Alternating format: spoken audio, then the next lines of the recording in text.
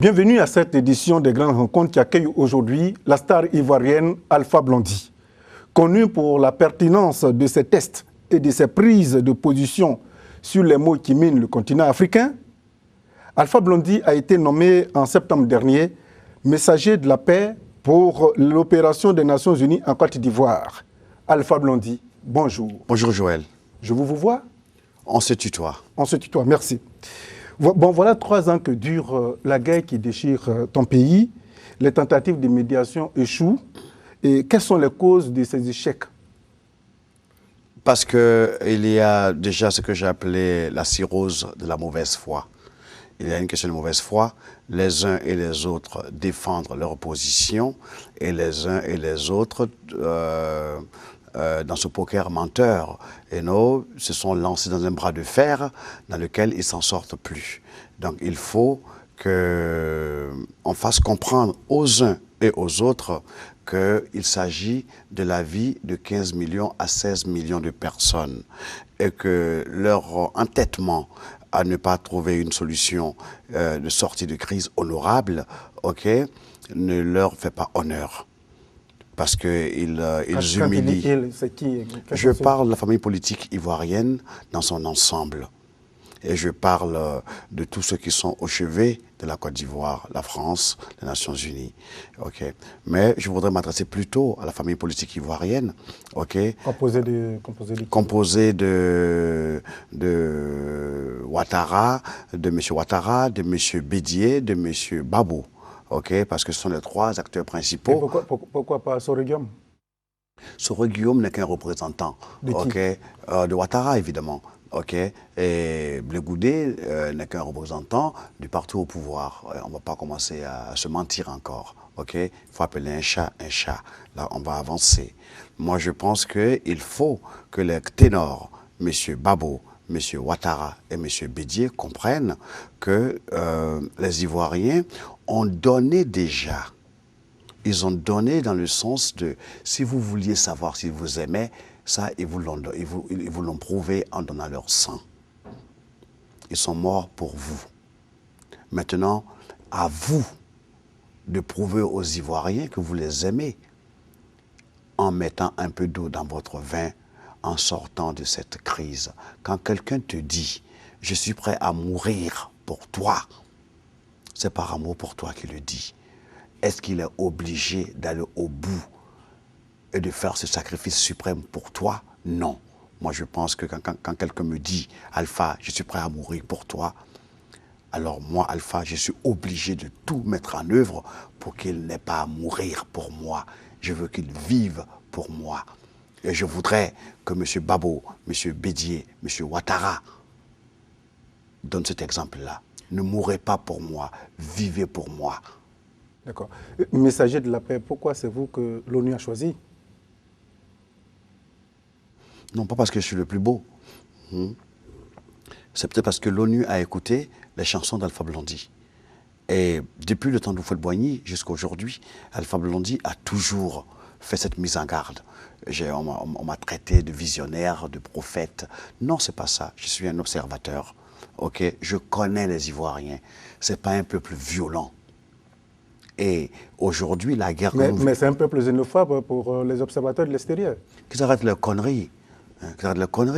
Le peuple ivoirien n'est pas un peuple xénophobe, ni du nord au sud. La preuve, on a tous fait des enfants les uns avec les autres. Alors où je vous parle même là... Qu'est-ce qui explique la division? Alors où je vous parle, la deuxième épouse de M. Babou Laurent est de Touba. Et Touba, c'est dans la zone rebelle? C'est au nord. Et je n'ai même pas cette affaire de zone rebelle et de zone gouvernementale. Ça ne fait que conforter les uns et les autres dans la bêtise. Oui, mais Alpha, tu sais qu'aujourd'hui, ton pays est divisé en 2. C'est ce que je suis en train de te dire, que je ne fais pas la politique de l'autruche, mais je n'aime pas, tu comprends, appeler une cour commune divisée en 2. C'est de la bêtise. Attendez, c'est divisé en 2 par qui? Par les politiques.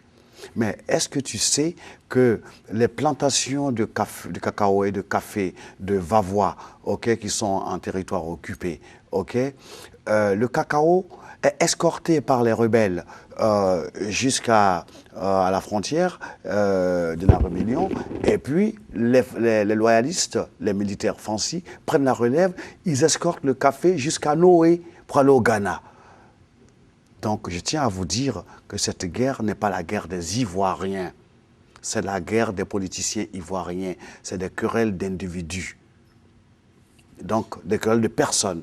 Et je voudrais qu'on sorte, tu comprends, de cette mascarade-là, où on dit la Côte d'Ivoire est divisée en deux. Non. La politique, les politiciens ivoiriens sont divisés en deux, même en trois. OK? Et je tiens à dire, mon frère Joël, que la Côte d'Ivoire n'est pas leur propriété. Et que nous ne passerons pas la vie, nous n'allons pas sacrifier la vie de 16 millions de personnes pour trois individus. Oui, mais quand tu parles comme ça, on a l'impression que si d'ici peu rien n'est fait, toi tu risques de passer par un autre chemin pour que la paix revienne. Quand tu parles, on sent l'amertume, on sent la vengeance qui t'anime. Il n'y a pas de vengeance. Il y a, c'est vrai, une certaine révolte par rapport à trois personnes qui cristallisent toute la haine, toute la passion diviseuse et diviseuse qui déchire la Côte d'Ivoire.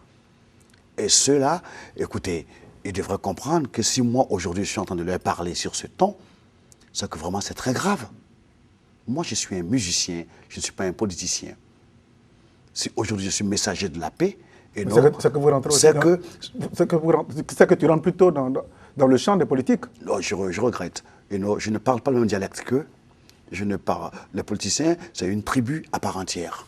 Ils parlent le même dialecte, ils se comprennent. Nous, les gens du ghetto, que ce soit du ghetto de Boaké, ou du ghetto d'Abidjan, ou du ghetto de Mans, ou de je ne sais pas où, OK, nous, on parle le même langage. Nous, on ne comprend pas pourquoi ils n'arrivent pas à s'entendre. OK? Vous voulez quoi au juste? Vous voulez gouverner la Côte d'Ivoire. Vous dites que vous aimez la Côte d'Ivoire. Mais nous, observateurs de la scène politique ivoirienne, tous les actes que vous posez prouvent le contraire de ce que vous nous dites. Alors, je voudrais justement les ramener à la raison, à l'essentiel. Si vous aimez la Côte d'Ivoire, prouvez-le. Ça, c'est l'appel que tu lances aux trois familles, aux trois grandes familles.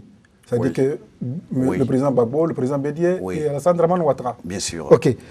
Lors de ton discours de prise d'investiture, tu disais, tu avais désigné 5 conseillers. Aminata Ouattara, ta maman. Ma maman, Ouattara. Non, Aminata Traoré. Merci. L'ancien ministre français de la Culture, Jacques Lang. L'actuel chef de l'État, Laurent Gbagbo. L'ancien chef d'État ivoirien, Henri Konan Bédié. L'actuel chef de l'État? Oui. Non, l'ancien. L'ancien chef de l'État ivoirien. Je prends l'actuel. Non. Henri Konan Bédié et Alassane Ouattara. Que justifie ce choix de ces 5 personnes que je viens de citer là? Parce qu'on a toujours fait le sérum antivenimeux avec le venin du serpent.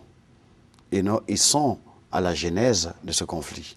Ta maman? Non, ma maman, je l'ai prise comme conseillère parce que quand on m'a fait l'honneur, et non, la seule personne qui me parle et puis je baisse les yeux, OK, c'est ma mère. OK, et je sais qu'elle n'a pas fait d'études et que ce qu'elle va dire est juste et vrai. OK, donc quelque part, tu comprends, je me suis permis d'avoir un mur derrière moi, le mur sur lequel je peux m'adosser.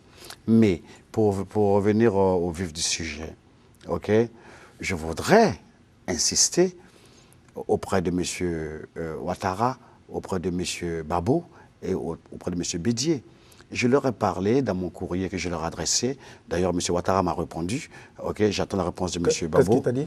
Je ne te dirai pas. J'attends la réponse de M. Babo et de M. Bédié. Mais si tu fais la langue de bois, c'est que tu deviens politique? Est-ce que... ma langue est en bois. OK. Non, je ne fais pas la langue de bois. Et non, mais je garde ça, tu comprends, non, selon, par respect, et non pour les uns et les autres. Mais ce que je voudrais dire, OK, c'est que déjà, M. Ouattara et M. Babo avaient déjà fait l'alliance des Républicains. OK, le Front des Républicains, c'était une alliance. OK, à l'époque où le torchon brûlait entre Ouattara et Bédié. OK. Et personne n'a pensé qu'un jour, il pouvait y avoir une entente entre Bédié et Ouattara. Quoi qu'il vienne de signer une plateforme des oufettistes. Oui, mais écoutez, ils auraient dû la faire avant. Mais je ne suis pas entré dans ce détail-là. Parce que s'ils l'avaient fait avant, on ne serait pas dans cette guerre aujourd'hui. Parce que cette guerre... Tu ne crois pas, non? Non, je n'ai pas dit ça. Ne me fais pas dire ce que je n'ai pas dit. Je dis que si ils voulaient vraiment éviter à la Côte d'Ivoire cette guerre-là, ok, cette guerre est la guerre de l'ivoirité. Ok, ils auraient dû, tu comprends, avant que ça ne dégénère, ils auraient dû... Le président Bédié ne veut même pas reconnaître qu'on le taxe d'être le géniteur de l'ivoirité qui a semé tous ces troubles-là. Mais je le comprends. Bédié n'est qu'un homme. Qui veut avoir sur la conscience la division de la Côte d'Ivoire? Ok, et Bédié est dans cette posture-là.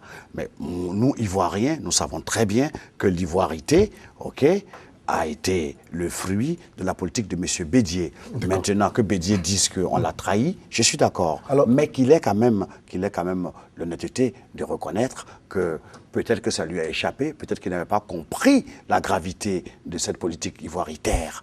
Hein? D'ailleurs, je te répète, le prochain livre de M. Bédié va s'appeler Trahison. Parce que s'il y a un qui s'est fait niquer par l'ivoirité, c'est bien Bédié. La preuve, c'est 120 conseillers. Quand il a été renversé, qu'est-ce qu'ils ont fait? Ils sont tous partis chez le général Guéhi qui l'avait renversé. Mais bref, je vais continuer mon idée. Oui, c'est vrai. Bonic Laverie, Alassane Ndiaye, et j'en passe, ils sont tous allés dans l'UDPCI, qui est le parti de... Bref, ce que je voudrais dire...